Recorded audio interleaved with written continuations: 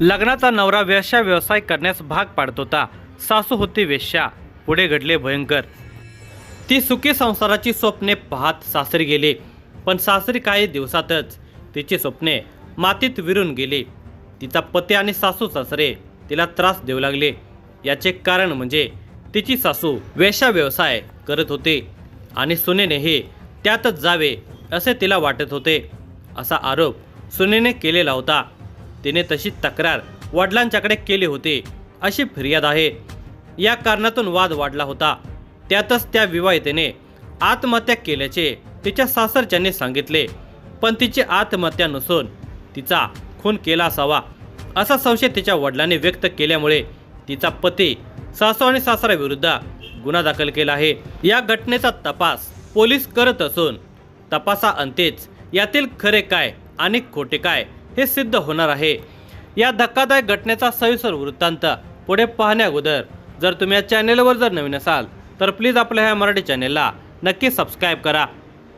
बिदर येथे शेखर पाटील हा पत्नी अंजनाबाई आणि आई अरुणाबाई वडील चंद्रकांत पाटील यांच्यासह राहायला आहेत. शेखर पाटील याचा विवाह 2022 साली विजयकुमार पाटील यांची मुलगी अंजनाबाई हिच्याशी रीतिरिवाजानुसार झालेला होता. या दाम्पत्याला एक मुलगी असून ती आता 11 महिन्यांची आहे. शेखर हा पाणीपुरी विक्री करण्याचा व्यवसाय करतो. तशी त्याच्या घरची परिस्थिती ही बेताचीच आहे.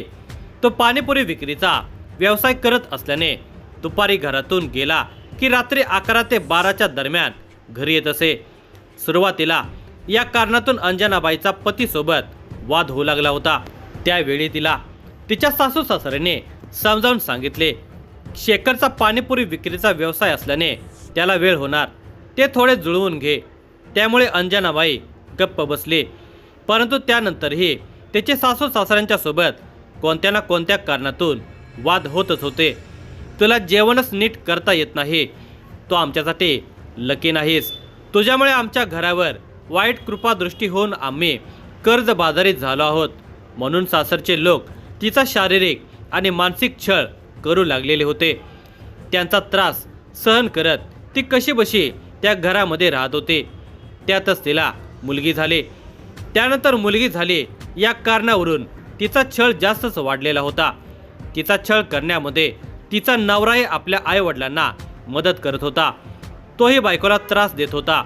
तिने आपल्याला होणारा त्रास आपल्या माहेरी वडिलांना सांगितला होता. त्यावेळी तिचे वडील विजयकुमार यांनी बिदर येथे येऊन तिचे सासू सासरे आणि नवरा यांना आपल्या मुलीला विनाकारण त्रास देऊ नका अशी विनंती केली. परंतु काही महिन्यातच नवरा शेखर हा आई वडिलांच्या मदतीने तिला जास्तच त्रास देऊन मारहाण करू लागला. कधी मारहाण न करणारा नवरा मारहाणही करू लागलेला होता. आपण चांगले वागूनही नवरा आणि सासू सासरे असे का वागतात हा प्रश्न तिला पडला असल्यामुळे या प्रश्नाचे उत्तर शोधत होते. त्यावेळी तिला याबाबत धक्कादायक माहिती मिळाली. तिची 45 वर्षीय सासू अरुणाबाई ही वेश्या व्यवसाय करत होती. तिचे 2-3 पुरुषांच्या सोबत अनैतिक संबंध होते. ती त्या पुरुषांच्या सोबत शारीरिक सुख उपभोगत होते. त्यावेळी त्या पुरुषाने तिला तिच्या सुनेबद्दल विचारले होते. तिची 22 वर्षीय सून अंजनाबाई त्या पुरुषांच्या मनामध्ये बसले होते. त्याने अरुणाबाईला सांगितले की तिने तिच्या सुनेला एका रात्रीसाठी त्यांच्या हवाले केले तर ते त्या बदल्यामध्ये तिला मोठी रक्कम देतील. मोठी रक्कम मिळणार म्हणून अरुणाबाईने आपल्या सुनेला त्या मार्गात ये, त्या पुरुषांच्या सोबत संबंध ठेव, त्यातून आपली आर्थिक अडचण मिटेल असे सांगायला सुरुवात केली होती. ती अप्रत्यक्षपणे आपल्या सुनेला वेश्या व्यवसाय करण्यास भाग पाडत होते असा अंजनाबाईचा आरोप होता. अंजनाबाई तयार होईना म्हणून अरुणाबाईने आपला नवरा चंद्रकांत आणि मुलगा शेखर यांना तिला तयार करा, नाहीतर आपली या आर्थिक संकटातून सुटका होणार नाही असे सांगितल्यामुळे हे तिघे अंजनाबाईला मानसिक आणि शारीरिक त्रास देऊ लागलेले होते. हल्ली आपले सासू सासरे आणि नवरा आपल्याला वाम मार्गाला लावत आहेत, मला वेश्या व्यवसाय करायला भाग पडत आहेत अशी माहिती तिने आपले वडील विजयकुमार यांना दिली. त्यावेळी विजयकुमार यांनी मुलगी अंजनाबाई हिला माहेरी निघून येण्यास सांगितले. पण ती गेली नव्हती. दरम्यान 2-3 दिवस गेल्यावर तिच्या सासू सासरे आणि नवऱ्याने तिला जबरदस्तीने एका पुरुषासोबत पाठवून दिले. त्यावेळी तिला खूप त्रास झाला. तिने घरामध्ये येऊन याबाबत मी माझ्या वडिलांच्या बरोबर बोलली आहे आणि मी आता तुमच्या तिघांच्या विरोधात पोलीस स्टेशनला तक्रार दाखल करणार आहे असे सांगितले होते. त्यावेळी सासू सासरे आणि नवरा हे तिघेही खडबडून जागे झाले. तू आमच्या विरोधात तक्रार दाखल केलीस किंवा याविषयी कुठे काय बोललीस तर गाठ आमच्याशी आहे अशी धमकी त्यांनी दिली. तुझीच इज्जत आबरू आम्ही चव्हाट्यावर आणू. तुला आणि तुझ्या बापाला समाजामध्ये तोंड दाखवायला जागा ठेवणार नाही असे सांगून तिला गप्प राहण्याचा सल्ला दिला. ती पोलिसात तक्रार करेल या भीतीने त्यांनी तिला 2 दिवस रूममध्ये कोंडून ठेवले आणि ती काही करेल आणि आपल्याला उघडे पाडेल अशी भीती सासू अरुणाबाईला वाटू लागली. त्यातूनच तिची गेम करायची असा विचार ते तिघेजण करू लागले. शुक्रवार दिनांक 6 फेब्रुवारी 2026 रोजी दुपारी 2:30च्या दरम्यान त्यांनी अंजनाबाई हिच्याशी या कारणातून भांडण काढले. ते भांडण इतके विकोपाला गेले की त्यांनी घराचा दरवाजा बंद केला. अंजनाबाईला मारहाण करत नवरा शेखरने तिच्या गळ्यामध्ये मोठी पांढरी दोरी अडकवली. सासू अरुणाबाई, सासरा चंद्रकांत पाटील यांनी तिचे हातपाय दाबून धरत तिला खाटेवर उभे केले. त्यासरशी शेखरने तिचा गळफास आवळून धरत छताला टांगले जेणेकरून तिने आत्महत्या केली असा बनाव करता येईल. काही वेळाने या तिघांनी घरातून बाहेर येऊन अंजनाबाईने आत्महत्या केल्याची आरडाओरड सुरू केली. शेजाऱ्यांनी घरात जाऊन पाहिले तर अंजनाबाईने गळफास घेत आत्महत्या केल्याचे दिसत होते.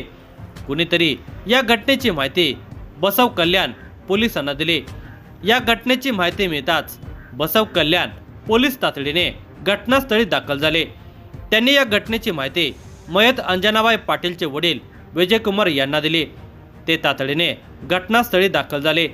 मुलीच्या अंगावर मारहाणीच्या खुणा दिसत असल्याने त्यांना वेगळी शंका आली. त्यांनी ती शंका पोलिसांच्या समोर व्यक्त केली. तोपर्यंत पोलिसांनी घटनेचा आणि घटनास्थळाचा पंचनामा करून मृतदेह शवविच्छेदनासाठी बिदर येथील सरकारी रुग्णालयात दाखल केला. विजयकुमार यांनी बसव कल्याण पोलिसात या घटनेची फिर्याद देताना आपल्या मुलीने आत्महत्या केली नसून तिला जबरदस्तीने आत्महत्या करण्यास भाग पाडले आहे. तिच्या सासरच्या लोकांनी तिचा खूनच केल्याचा आरोप केला. तिची सासू अरुणाबाई हिचे बाहेर परपुरुषांच्या सोबत अनैतिक संबंध आहेत. तसेच संबंध ती आपल्या सुनेला म्हणजे आपल्या मुलीला ठेवण्यास भाग पाडत होती. ती अंजनाबाईला वेश्या व्यवसायात ढकलत होती. त्यातून माझ्या मुलीने या गोष्टीला नकार देताच तिला मारहाण करत आत्महत्या करण्यास भाग पाडले आहे.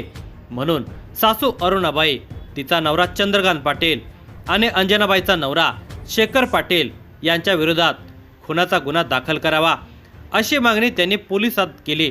त्यांच्या फिर्यादीवरून अंजनाबाई शेखर पाटील वय वर्षे 22 हिला आत्महत्या करण्यास भाग पाडले आणि तिला वेश्या व्यवसाय करण्यास प्रवृत्त केले. म्हणून नवरा शेखर पाटील वय वर्षे 30, त्याची आई अरुणाबाई पाटील वय वर्षे 46, तिचा नवरा चंद्रकांत पाटील वय वर्षे 50 या तिघांच्या विरोधात वेगवेगळ्या कलमाद्वारे गुन्हा दाखल केला. दरम्यान गुन्ह्यामध्ये वापरलेली मोठी पांढरी रस्सी ताब्यात घेतली आहे. या घटनेचा पुढील तपास बसव कल्याण पोलीस करत आहेत.